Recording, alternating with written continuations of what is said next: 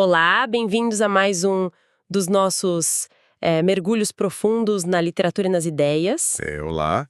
É muito bom estar aqui de novo. Hoje, a gente tem nas mãos um tema que, assim, à primeira vista pode soar puramente acadêmico. Sim, ou até restrito só aos corredores das faculdades de teologia, né? Exato, mas que na verdade toca na essência mais profunda da experiência humana. A gente vai explorar a figura do Espírito Santo, especificamente no papel de regenerador. E a nossa missão hoje, com a pilha de fontes que a gente reuniu, que inclui manuais bem robustos de teologia sistemática. Autores de peso, né? Como o Millard Erickson, o Wayne Grudem. Isso.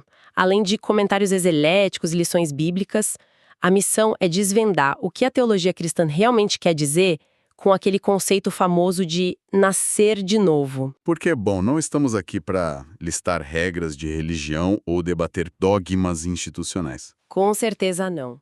Eu estou muito animada porque o objetivo dessa nossa análise é decodificar como esses autores descrevem esse milagre divino. Um milagre que propõe transformar a natureza humana decaída de dentro para fora. É um material bem denso, complexo, mas, olha, incrivelmente fascinante de se explorar. É um privilégio debater um tema com tamanha riqueza conceitual. Nossa, total. E ao longo dessa nossa conversa, a gente vai tentar conectar textos muito antigos que moldaram grande parte do pensamento ocidental com a experiência prática do ser humano. O que é fascinante aqui é que a ideia de regeneração, segundo as fontes, não é só uma nota de rodapé. Não é um detalhe técnico. Não. Ela é descrita como o motor de uma mudança estrutural completa na forma como a identidade de um indivíduo passa a ser compreendida. E é por isso que para quem nos ouve hoje, seja alguém que já estuda teologia há anos ou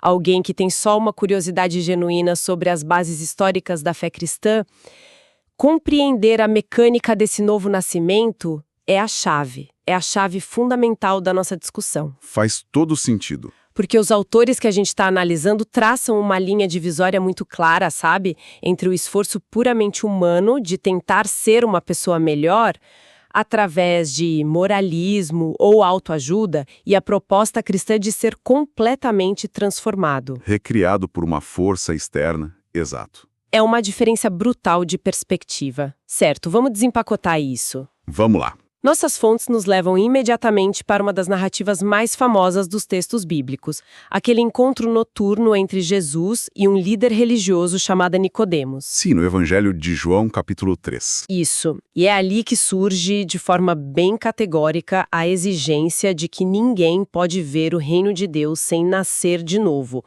Como a teologia entende a raiz dessa exigência? Bom, para entender a profundidade dessa exigência, a teologia sistemática e os comentários bíblicos dão um peso enorme ao idioma original usado para registrar esse diálogo. O grego, no caso. O grego, exato.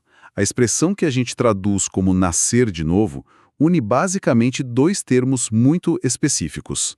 O primeiro é o verbo genao, que significa gerar, dar origem ou dar à luz. Tá. E o segundo? O segundo é o advérbio anônfen, e esse advérbio é o grande ponto de virada da conversa toda. Ele não significa apenas novamente como quem repete uma ação cronológica. Ele significa primordialmente do alto.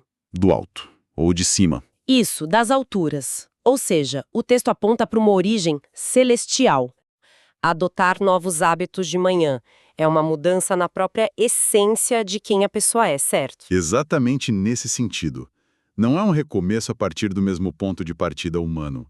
É uma nova origem que não procede da biologia ou da força de vontade, mas de Deus.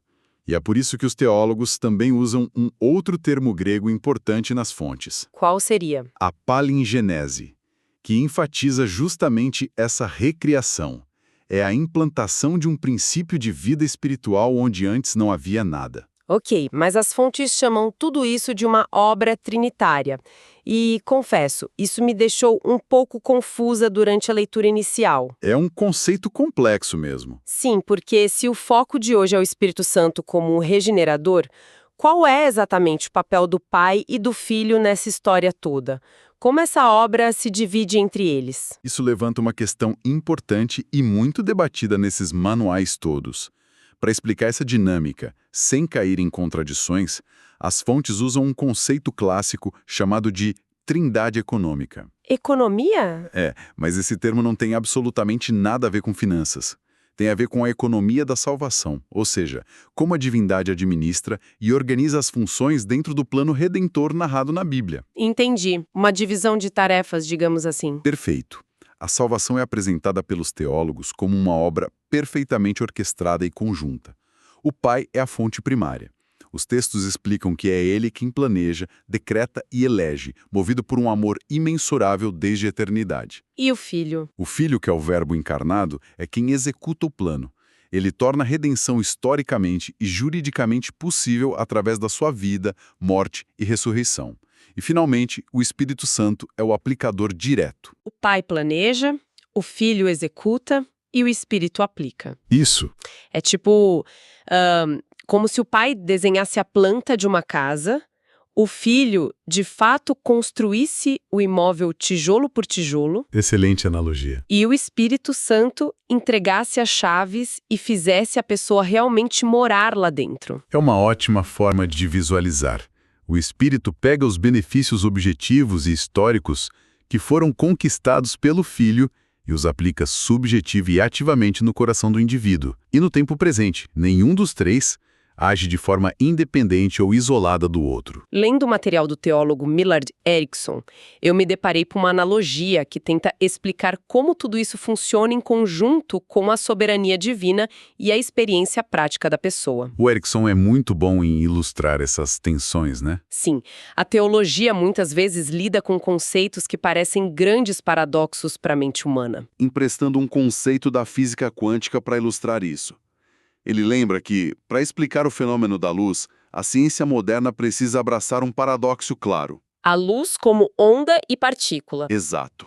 Em certos experimentos físicos, a luz se comporta inegavelmente como uma onda.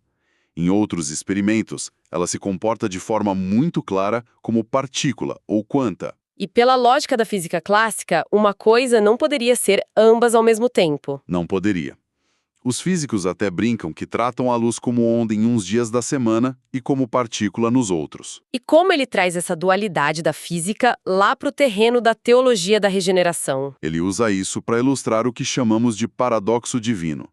A perfeita unidade da Trindade agindo na regeneração, operando de forma totalmente soberana no coração humano, ocorre sem anular a experiência pessoal e consciente de fé do indivíduo. Desafia a lógica. Desafia a nossa lógica estrita.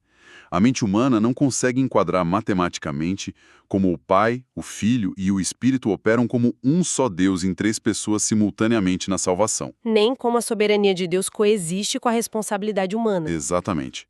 Mas segundo a teologia cristã, os efeitos práticos dessa atuação conjunta na vida da pessoa são absolutamente reais e inegáveis. Assim como a existência da luz. Aqui é que a coisa fica realmente interessante. Por quê? Porque essa dificuldade fenomenal em compreender o mistério não é uma exclusividade da nossa mente moderna e científica. O próprio Nicodemos, na narrativa bíblica, Assim, o Nicodemos? que era um mestre, um fariseu erudito e super respeitado na sua época, ele ficou completamente perdido com o conceito. Quando Jesus fala sobre nascer, anotem, nascer do alto, a mente do Nicodemos entra em curto-circuito. Ele entende a metáfora de um jeito puramente físico. Sim, sabe? literal. Tipo, Puramente físico e biológico. O texto relata o choque dele ao perguntar como pode um homem nascer sendo velho, podendo entrar novamente no ventre de sua mãe. ele tenta enquadrar um conceito espiritual gigantesco dentro de um processo de biologia básica. E a reação do Nicodemos serve como cenário perfeito na teologia joanina para estabelecer um contraste que vai fundamentar todo o pensamento cristão depois disso. A antítese radical entre a carne e o espírito. As fontes destacam muito aquela resposta direta de Cristo, né? O que é nascido da carne é carne e o que é nascido do espírito é espírito. Isso. E quando os manuais de teologia usam essa palavra carne, eles fazem questão de explicar que não estão falando de anatomia. Pois é, eu ia te perguntar isso, não é o tecido muscular da pessoa. De jeito nenhum.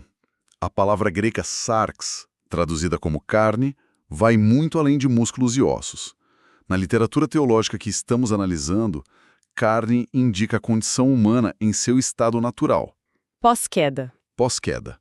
Refere-se a uma natureza que carrega limitações profundas e, teologicamente falando, uma incapacidade crônica de ter comunhão com o divino, ou de produzir vida espiritual genuína por conta própria. Então a carne humana, deixada à própria sorte, é descrita como sendo capaz de gerar apenas desejos egoístas, limitados ao horizonte material. Exatamente.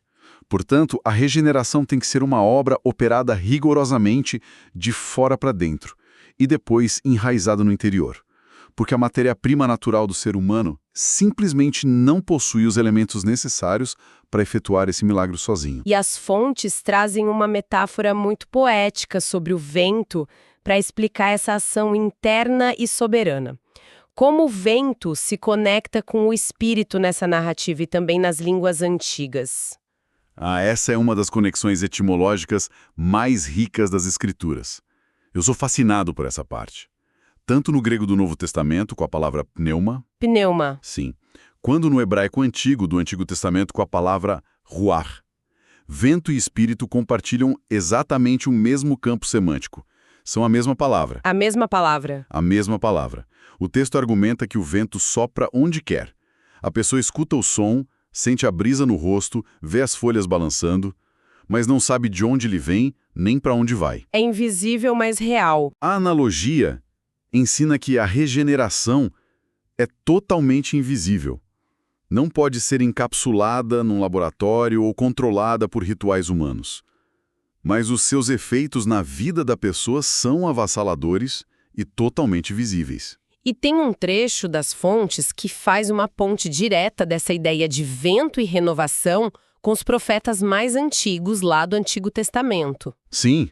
Se conectarmos isso ao quadro geral da narrativa bíblica, a gente percebe que a conversa de Jesus com Nicodemos não traz uma ideia que foi inventada do nada ali.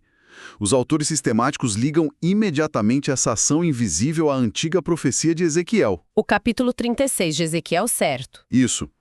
Lá a gente encontra uma promessa divina que prevê uma mudança estruturalmente gigantesca. A promessa de que Deus removeria o coração de pedra da humanidade e daria um coração de carne. Colocando o seu próprio espírito dentro das pessoas para capacitá-las a viver de forma diferente. Mas, na interpretação desses autores, o que seria exatamente esse coração de pedra? O coração de pedra representa aquela mente e vontade anestesiadas, frias, totalmente insensíveis às realidades celestiais. Como se fossem impermeáveis. Exato. É uma metáfora para uma natureza que nenhuma lei escrita em tábuas de pedra, nenhuma regra de conduta imposta conseguiria amolecer. Apenas o espírito, agindo com aquela liberdade e força do vento misterioso, teria o poder de realizar esse transplante cardíaco na dimensão espiritual. O que nos leva a um ponto central do nosso mergulho de hoje. Os teólogos, e eu vi isso bastante no Erickson, fazem um contraponto muito forte com as ciências comportamentais e as utopias de reengenharia social modernas. Um contraponto enorme. A doutrina da regeneração bate de frente com a ideia de que nós podemos consertar o ser humano apenas melhorando o ambiente ao redor dele, não é? Esse contraste é fundamental para entender a tese central da teologia sistemática cristã. O Erickson argumenta que a regeneração estabelece a perspectiva cristã numa posição muito peculiar no mundo moderno. Em que sentido? Por um lado, ela rejeita completamente o otimismo secular de que o ser humano, valendo-se só das próprias forças, da educação ou de ajustes sociais, vai conseguir alcançar uma bondade absoluta e erradicar o mal. A teologia aponta para a total incapacidade humana de se curar sozinho. Sim. Mas, ao mesmo tempo, não é uma visão fatalista. Não é um estamos perdidos e acabou. De forma alguma. Por outro lado, oferece um otimismo inigualável. A esperança de que, através da intervenção divina, o ser humano pode ser inteiramente restaurado. Tentam modificar ou aprimorar o comportamento de forma superficial. Muitas vezes lidando só com sintomas, né? Sim, os teólogos afirmam que o Espírito Santo não faz remendos. Ele não melhora a velha natureza. Ele realiza uma recriação plena. Os textos descrevem isso como uma infusão instantânea de uma vida nova. E para a mente puramente secularizada, que está acostumada a pensar só em termos de estímulo e resposta ou treinamento de hábitos, isso só é meio incompreensível. A teologia diz que não é autoajuda. É a ressurreição de alguém que estava, para todos os efeitos, espiritualmente inerte. Inerte, morto espiritualmente. Então, o que tudo isso significa na prática? Como assim? Porque se a regeneração é um mistério invisível como o vento, se é um transplante que ocorre lá na dimensão insondável do espírito da pessoa, a grande pergunta que fica para qualquer investigador é: como alguém sabe que isso de fato aconteceu? Qual é a evidência prática e mensurável para quem passa por essa experiência? Bom ponto. Os autores são extremamente minuciosos ao traçar a anatomia dos resultados dessa nova vida. Eles dividem as evidências práticas em aspectos jurídicos e relacionais. Tá, jurídicos e relacionais. Isso. O primeiro impacto imediato ao nascer de novo é o que a teologia chama de justificação. Que é um termo que remete muito ao ambiente dos tribunais. Exatamente. Ocorre uma mudança radical de posição jurídica diante do Criador. O indivíduo é justificado. Usando a linguagem do tribunal mesmo, ele é declarado absolvido da culpa. Não por seus méritos, mas pela fé na obra que o Filho executou lá na cruz. A dívida é considerada paga. E acabou.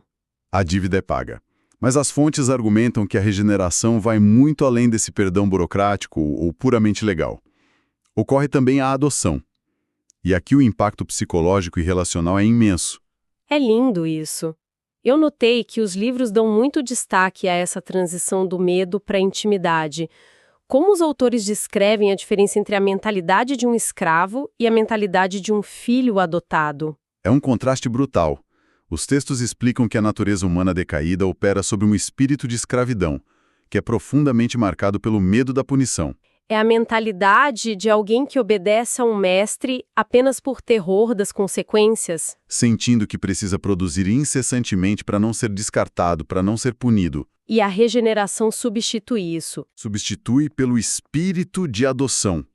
As fontes destacam muito o uso que o apóstolo Paulo faz da palavra aramaica Abba, que as traduções modernas geralmente vertem como pai ou até papai. Papai. É um termo de extremo afeto, de segurança absoluta e pertencimento. A pessoa que antes vivia com medo de um juiz implacável passa a ter o acesso seguro e acolhedor a um pai amoroso. Nossa! Esse tipo de segurança emocional e espiritual seria impensável, segundo os teólogos, antes da ação regeneradora do espírito. É a diferença entre bater na porta da sala de um chefe autoritário, tremendo de medo de ser demitido, e uma criança correndo para abraçar os pais na sala de casa. É bem diferente. Uma analogia perfeita. E essa adoção inaugura uma nova fase. Sim, porque nós lemos nos comentários bíblicos que a regeneração é descrita como um ato instantâneo. É um momento pontual do novo nascimento, mas ela dá o pontapé inicial em um processo gradativo que dura a vida inteira, certo? O que a teologia chama de santificação. Isso. Tem uma frase famosa nas cartas de Paulo, em 2 Coríntios 5,17, que os autores citam exaustivamente para ilustrar isso. O texto diz: se alguém está em Cristo, é nova criação. As coisas velhas já passaram e surgiram coisas novas. A regeneração, nessa estrutura de pensamento que estamos analisando, não é o ponto de chegada da vida cristã. Ela é só a linha de partida. O começo da corrida. O Erickson é categórico ao afirmar que a regeneração planta a nova natureza, mas a santificação é o cultivo e o desenvolvimento orgânico dessa natureza ao longo do tempo. A partir do novo nascimento, a pessoa deixa de ser escrava das inclinações carnais dominantes e passa a ter a capacidade de cooperar diariamente com o Espírito. Exato. E aqui chegamos à evidência mais visual e prolongada de tudo isso. A evidência irrefutável de que o vento realmente passou por ali. Sim. A resposta teológica para as evidências contínuas dessa transformação encontra o seu ápice no que é chamado de fruto do Espírito, que é descrito lá no livro de Gálatas, capítulo 5. O famoso fruto do Espírito. E é crucial fazer uma distinção que as fontes fazem com extremo cuidado. Quando os textos falam de fruto do Espírito, eles não estão se referindo a dons espirituais místicos, visões mirabolantes ou capacidades extraordinárias. Estão falando estritamente de virtudes de caráter. De caráter. Se conectarmos isso ao quadro geral da regeneração, fica evidente. A lista do fruto do Espírito menciona amor, alegria, paz, longanimidade, benignidade, bondade, fidelidade, mansidão e domínio próprio. É um perfil de caráter que soa maravilhoso, mas que, segundo os textos, é diametralmente oposto ao que Paulo lista logo antes, que são as obras da carne. As inimizades, os ciúmes, as iras. Egoísmo, imoralidades. Sim. O argumento central dos autores é que ninguém consegue falsificar esse fruto continuamente. Uma pessoa pode até disfarçar, ela pode usar a força de vontade para ser benevolente ou paciente por algum tempo, motivada por normas sociais ou por medo de punição. Mas a força de vontade humana eventualmente se esgota. A máscara cai. A máscara cai. O diferencial do fruto é que as virtudes do espírito começam a fluir de maneira natural e progressiva, porque elas são o subproduto de uma nova essência. Pense numa árvore. Uma macieira produz maçãs naturalmente sem precisar de esforço consciente, apenas porque essa é a natureza dela. Produz porque é uma macieira. Sim. Então, o comportamento moral não muda para que a pessoa consiga ser salva. O raciocínio teológico é o inverso. A pessoa é salva, regenerada na raiz lá embaixo e, por consequência inevitável, o comportamento passa a mudar. Perfeitamente compreendido. É uma marca contínua, uma postura de vida que vai se refinando e não um brilhantismo ético esporádico. Dá para ver no dia a dia. Para a teologia, essa é a verdadeira constatação visual. É aquela brisa constante que se faz sentir nas atitudes, nas decisões e nas relações humanas diárias, atestando que aquele milagre do nascimento do alto efetivamente ocorreu. Muito forte isso. Bom, recapitulando essa nossa longa e profunda jornada de hoje... Foi uma jornada e tanto. Foi. E para quem está acompanhando e processando toda essa quantidade colossal de informação, os manuais de teologia e os comentários bíblicos nos dizem que a doutrina cristã da regeneração não propõe que a salvação seja um projeto heróico de superação pessoal. Não é bater metas morais? Não. Ela é descrita como o ápice de uma graça majestosa e orquestrada pela Trindade. O Pai, na sua eternidade e sabedoria, idealizou e enviou. O Filho, na sua obediência e sacrifício histórico, executou e redimiu.